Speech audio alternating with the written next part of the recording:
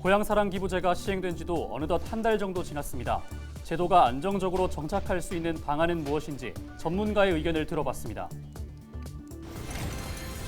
2023 순천만 국제정원 박람회 개막이 약 2달 앞으로 다가왔습니다. 준비 상황을 점검해봤습니다. 여순 사건의 피해자를 찾는 일이 지지부진한 상태입니다. 행정안전부는 접수 기한을 올해 말까지 연장하기로 했습니다.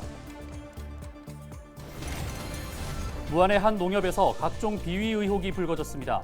조합원들은 철저한 진상규명을 해달라며 거리로 나섰습니다.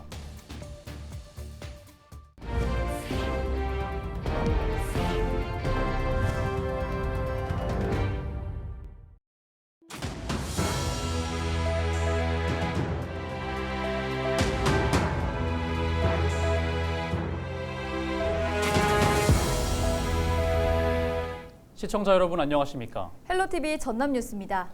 네, 김민지 앵커는 어떨 때 기부하고 싶다는 생각이 드시나요? 기부는 아무래도 스스로 돕고 싶다는 생각이 들 때 마음이 생기는 것 같습니다. 그렇습니다. 또 내가 기부한 돈이 어디에 어떻게 쓰이는지도 기부를 결심하는 데 중요한 요인이 되는 것 같은데요. 올해 초부터 시행된 고향사랑기부제 추진에 있어서도 잊지 말아야 하는 부분이 아닐까 싶습니다. 고향사랑기부제 시행 한 달, 지자체가 풀어야 할 과제는 무엇인지 김신혜 기자가 취재했습니다. 지난 1월 한 달 동안 전남을 위해 써달라며 고향사랑기부제에 참여한 사람은 200여 명. 각 기초지자체에도 조금씩 기부가 늘고 있습니다. 설 연휴 고향을 찾은 사람들도 기부에 동참하면서 분위기를 이어갔습니다. 공항에 내려갔을 때 지인들, 가족들에서 이런 게 있다라고 얘기를 해주신 거예요. 네. 그래서 같이 동참하면 참 좋겠다라고 생각하고 기부를 하게 된 거죠. 지자체는 이 같은 기부 참여를 이끌어내기 위해 그동안 제도 알리기에 초점을 맞춰왔습니다. 시행 초기인 만큼 고향사랑기부제가 어떤 제도인지, 어떤 답례품을 받을 수 있는지를 중점적으로 홍보해온 겁니다. 그런데 전문가들은 지자체가 더 집중해야 하는 건 기부자들의 공감을 얻을 수 있는 기금 사업에 대한 고민이라고 강조했습니다. 법에 따라 지자체는 취약계층 지원이나 공동체 활성화를 포함한 주민 복리 증진과 지역 발전을 위한 사업에 고향사랑기금을 사용할 수 있습니다. 지금 가장 중요하게 해야 될 일이 왜 기부자가 우리에게 기부를 하게 할 것인가? 어떻게 하면 많은 사람들이 우리를 응원하고 지원하려고 할 것인가라는 고민을 가지고 사업을 구체화하고 우리 지역의 발전 사업을 그런 청사진을 만드는 게 중요하다고 생각합니다. 가령 세계 자연유산에 등재된 한국의 갯벌이 있는 지역은 그 가치를 지키기 위한 사업 추진으로 공감대를 이끌 수 있다는 겁니다. 갯벌을 보존하는 게 우리나라 전체적으로 봐도 그렇고 우리 신안의 역사를 봐도 갯벌을 통해서 여러 가지 자연 선순환과 사람들이 추억이 담긴 그런 신안을 계속 보존해 나갈 수 있기 때문에 환경과 또 우리 신안군을 사랑하는 마음으로 기부해주세요라는 목표를 구체화하면 고향사랑기부제 시행 한 달, 지자체들이 저마다 홍보에 열을 올리는 가운데 기금 사업 발굴의 중요성이 강조되고 있습니다. 헬로티비 뉴스 김신혜입니다. 2023 순천만 국제정원 박람회가 이제 2달도 채 남지 않았습니다. 박람회장 조성 사업은 이제 준공률 80%를 넘겼는데요. 노관규 순천시장과 함께 박람회 준비 진행 상황을 점검해봤습니다. 보도에 서경 기자입니다. 정원의 삽니다를 주제로 도심 전체가 정원으로 탈바꿈되는 2023 순천만 국제 정원 박람회. 오는 4월 1일 개막을 앞두고 박람회장 조성 사업이 속도를 내고 있습니다. 현재까지 박람회장 조성 공사 공정률은 80%. 다음 달까지 기반 공사를 마무리 짓고 박람회장 주변에 꽃과 나무가 식재될 예정입니다. 노관규 순천시장은 기반시설 조성만큼 중요한 것이 박람회 완성도를 높이는 작업이라며 800만 명의 국내외 관광객들에게 정원의 미래를 제시하기 위해 발빠르게 움직이고 있다고 밝혔습니다. 공사 기간 내에 공사를 다 완성한다는 의미를 넘어서서 완성도를 높이는데 순조롭게 지금 진행되고 있다. 일단 자신 있게 말씀드릴 수 있는 것들은 대한민국의 도시는 앞으로 저렇게 만들어져야 된다. 박람회는 저렇게 해야 된다. 2023 박람회는 순천만 국가정원과 순천만 습지, 도심 권역에서 동시에 열립니다. 전 세계 27개국 30여 개 기구가 참가하는데 박람회장 규모는 모두 193헥타르에 이릅니다. 10년 전 박람회보다 5배 더 큰 규모입니다. 국가정원에서 특별한 하룻밤을 보낼 수 있는 가든스테이 프로그램을 위해 캐빈하우스 35동 제작이 마무리 단계에 접어들었습니다. 또한 기존 국가정원에 있던 50여 개 정원을 개보수하고 있습니다. 특히 키즈가든과 노을정원 같은 핵심 콘텐츠를 살리는 데 중점을 두고 있습니다. 도심 정원을 조망할 수 있는 뱃길도 새롭게 열립니다. 시내 중심부를 흐르는 동천이 뱃길로 바뀌어 정원 드리모가 운항됩니다. 순천역에서 내리시면 한 5분 정도 걸어오시면은 첫 번째 나루터가 있습니다. 거기에서 배를 타고 호수 정원까지 갈 수가 있거든요. 지금 이렇게 뱃길을 열었는데 저희들도 기대가 큽니다. 정원 문화를 세계 각국의 도시와 공유하고 생태 도시가 나아가야 할 표준을 제시하는 2023 순천만 국제 정원 박람회. 지역민들의 큰 관심 속에 개막 준비에 박차를 가하고 있습니다. 헬로티비 뉴스 서경입니다. 행정안전부가 여순사건 신고 기간을 올 연말까지 연장합니다. 행정안전부는 여수 순천 11구 사건 신고 기간을 2023년 12월 31일까지 연장하는 특별법 시행령 개정안을 입법 예고했습니다. 당초 지난 1월 20일까지 마감됐던 신고 기간을 재설정한 겁니다. 전남도는 현대사의 비극인 여순 사건 피해자가 신고 조사에 원활하게 참여할 수 있도록 접수와 조사에 집중하겠다고 밝혔습니다. 광주와 전남 통합을 상생 발전 협력을 강화하면서 단계적으로 추진해야 한다는 연구 결과가 나왔습니다. 전라남도와 광주시는 지난 2021년부터 광주 전남연구원에 의뢰해 행정통합 논의에 관한 연구 용역을 추진했습니다.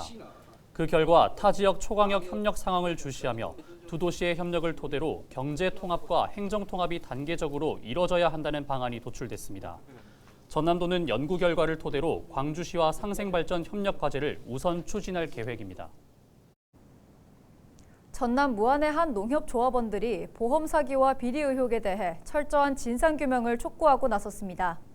무안의 한 농협조합원들은 2일 농협중앙회 전남지역본부에서 기자회견을 열고 농협 측이 있지도 않던 벼가 창고 화재로 모두 탔다며 허위로 보험금을 신청하는 등 각종 비위 의혹에 대해 철저하게 조사해야 한다고 강조했습니다. 그러면서 햅쌀 수매 과정에서도 다른 지역의 농민이 생산한 벼를 위장 출하했다는 의혹도 불거지고 있는 만큼 철저한 감사와 경찰 조사가 이루어져야 한다고 덧붙였습니다. 썰매 좋아하세요? 어린 시절 겨울이면 참 많이 즐기던 놀이였는데요. 경기도 포천 산정호수에서 썰매 축제가 한창 진행 중입니다. 다양한 썰매를 신나게 즐길 수 있는 것은 물론 눈에 덮인 명성산 등 볼거리도 일품인데요. 동심을 만끽할 수 있는 SNS 명소 산정호수 썰매 축제를 이재필 기자가 다녀왔습니다. 트랙터가 오리 썰매를 줄줄이 끌고 달립니다. 호수 위를 미끄러지듯 달리는 썰매들. 눈앞에는 하얀 명성산이 웅장하게 펼쳐집니다. 넓은 호수를 가로지르니 차가운 바람도 상쾌하게 느껴집니다. 진짜 이거를 지금 타려고 한 일주일 전부터 기다렸는데 너무 행복해가지고 지금 너무 설레요. 완전 핫해서 지금 인기가 장난 아니에요. 겨울 정취 물씬 풍기는 이곳은 경기도 포천 산정호수 썰매축제 현장입니다. 연인과 함께 자전거 썰매를 타고 가족과 함께 얼음을 지치며 바람을 가르고 서로 밀어주고 당겨주며 즐거운 추억을 쌓습니다. 아빠가 밀어줬는데 엄청 빨리 달려서 재밌었어요.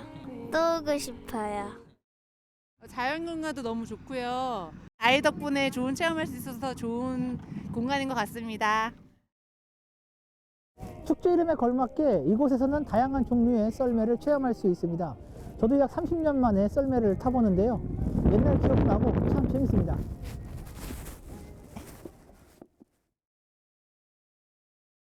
오랜만에 동심을 돌아온 느낌이라서 즐겁습니다. 아이들과 함께하는 시간이 제일 즐거운 것 같습니다.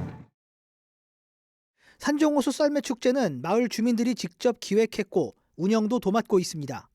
주민들은 산정호수만의 독특한 겨울놀이를 많은 사람들과 나누고 싶어 축제를 준비했습니다. 다른 데 평창이나 뭐 이런 데 가면은 이제 낚시를 즐겨 하지만은 여기는 아이들을 데리고 와서 아름다운 경치에서 놀 수 있는 아주 스릴이라는 거죠. 스릴. 아주 스릴 만점입니다. 겨울의 즐거움과 낭만을 동시에 즐길 수 있는 산정호수 썰매축제는 오는 12일까지 이어집니다.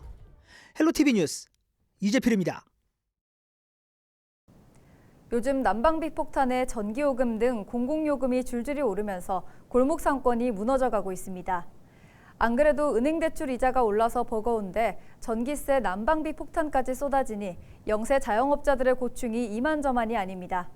각종 고정 비용은 치솟는데 서민들은 지갑을 쉽게 열지 않다 보니 폐업을 고민하는 업주도 있습니다. 장보영 기자가 상인들을 만났습니다. 부산 해운대구에서 목욕탕과 찜질방을 함께 운영하는 곳입니다. 지난 20년 동안 한자리를 지켜왔는데 최근 폐업 위기에 놓였습니다. 난방비와 전기세 등 각종 요금이 감당할 수 없을 만큼 폭등하고 있기 때문입니다. 지난해 6월 362만 원이었던 난방비가 올해 1월 662만 원으로 2배 가까이 올랐습니다. 이렇게 연료금이 많이 나온 거는 처음이라서 저희들도 너무 깜짝 놀랐어요. 이 요금을 내 가지고는 사실상 지금 목욕탕 운영 자체가 힘들다고 그렇게 말씀하셔서 코로나 발생 이후 못 내고 밀렸던 난방요금만 6개월치. 거리두기가 풀리면서 조금씩 갚아나가고 있었는데 갑작스런 난방비 폭탄에 맞자 속수무책입니다. 하루에 10명 이내 그렇게 왔었거든요. 그러니까 이 운영 자체가 너무 어려워가지고 사실상 직원들 월급 맞추기도 너무 힘들었어요. 2월 달부터 또다시 가스 요금이 오르고 전기 요금이 오르고 여러 가지 다 요금이 오른다 하니까 그걸 맞추기가 너무 힘들어요. 전통시장도 상황은 다를 바 없습니다. 작은 죽집을 운영하는 손추정 씨도 가스 요금 고지서를 받아들고 깜짝 놀랐습니다. 지난달보다 배나 올랐기 때문입니다. 죽을 끓이려면 매일 가스불을 켜놔야 하는데 비용을 감당할 수 있을지 겁이 납니다. 수입은 똑같은데 저렇게 이제 도시가스 값이나 뭐 부수적으로 그것만 오르는 게 아니고 뭐 통값이나 뭐 여러 가지 지금 자재가 안 오른 게 없지 않습니까? 근데 이제 같이 이제 오르니까 동반 상승하니까 저희도 또 많이 힘들었죠. 정육점을 운영하는 정병구 씨는 고금리 폭탄에 힘겨워하고 있습니다. 최근 신용보증재단을 통해 1억 원을 대출받았는데 이자가 2배로 뛰었기 때문입니다. 신용보증료까지 합하면 연 7% 수준이라 충격이 큽니다. 정 씨는 소상공인을 위한 낮은 금리 혜택은 하늘의 별 따기라며 제약이 너무 많다고 토로합니다. 작년 뭐 상반기 기준으로 따진다면 한 2배 가까이 올랐다고 봐야죠. 피부로 확 느끼는 부분이죠. 대출을 받을 때 이율이 워낙 인상이 돼가지고. 난방비로 시작해 전기요금 등 줄줄이 인상될 예정인 공공요금. 가파른 물가 고공행진이 계속되면서 골목 상권의 시름이 깊어지고 있습니다. 헬로티비 뉴스 장보영입니다.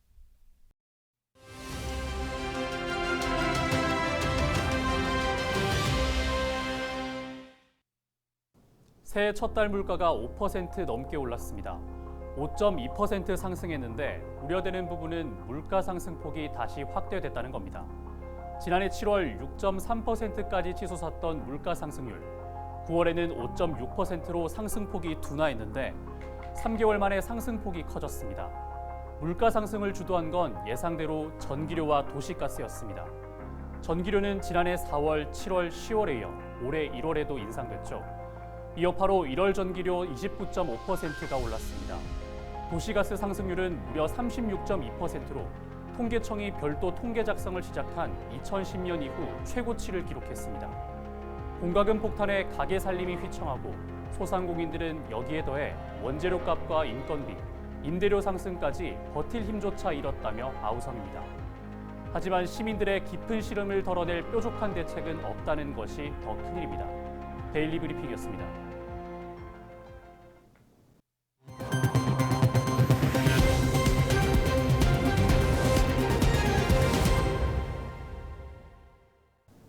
이상으로 뉴스를 마칩니다. 함께해 주신 여러분 고맙습니다.